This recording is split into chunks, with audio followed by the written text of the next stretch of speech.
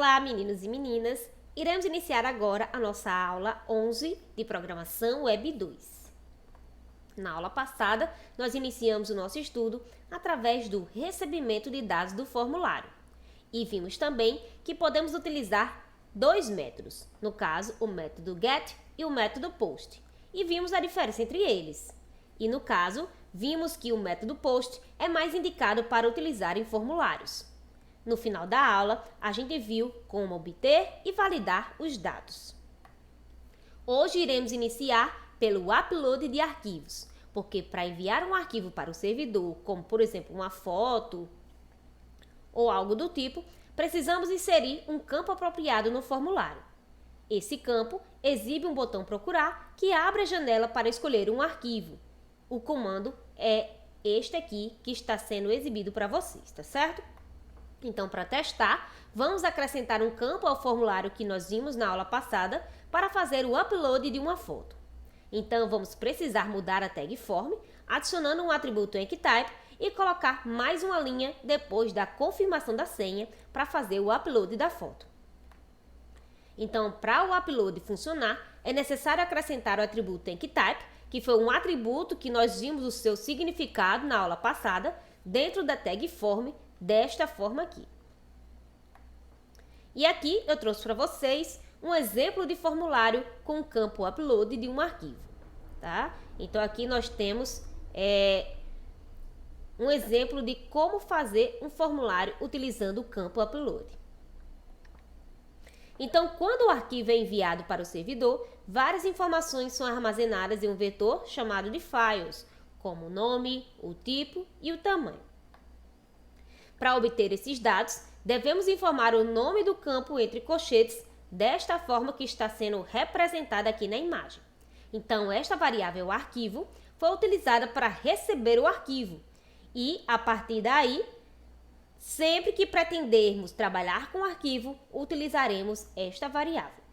Então, diversas informações podem ser obtidas a partir da variável, como, por exemplo, códigos de erros, se ocorrerem, tamanho, tipo e o nome temporário do arquivo.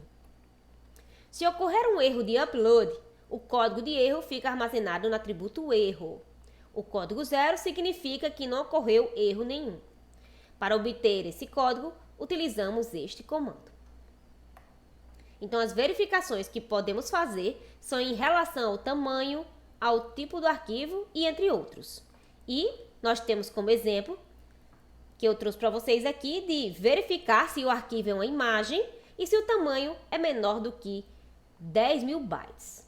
Os comandos para pegar o tipo e o tamanho do arquivo são estes aqui que eu estou apresentando para vocês. Então, o arquivo propriamente dito, quando chega ao servidor, é colocado em um diretório temporário configurado no arquivo php.ini. Para remover para o diretório definitivo, utilizamos o seguinte comando. No caso, é este comando aqui, tá certo? Então, este daqui é o responsável por pegar o nome do arquivo temporário. E este aqui é responsável pelo diretório de destino do arquivo. Então, o diretório de destino deve existir e com permissão para escrita. Se a cópia for realizada com sucesso, esse comando retorna true.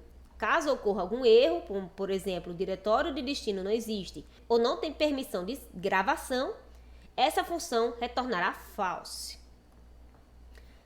A última etapa é mostrar a foto que foi enviada. Então, para isso, basta colocar a tag img, que é uma tag que já aprendemos naquela disciplina de programação Web 1, certo? Quando a gente iniciou o nosso estudo sobre HTML, com o diretório para onde o arquivo foi copiado.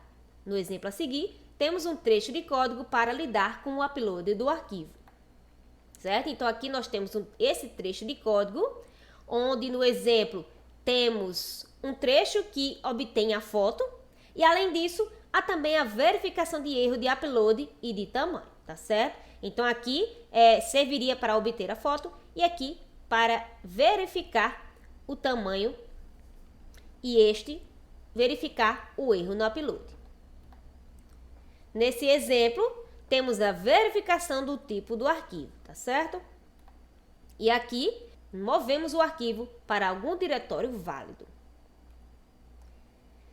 Por fim, temos essa imagem, onde está representando o resultado do envio de dados com foto, certo?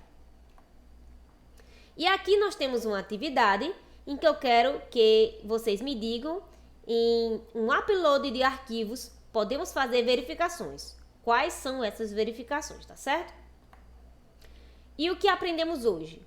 Hoje, iniciamos o nosso estudo através do upload de arquivos, onde aprendemos como fazer este determinado procedimento. Então, aqui nós temos as referências. Por hoje é só e até a próxima aula.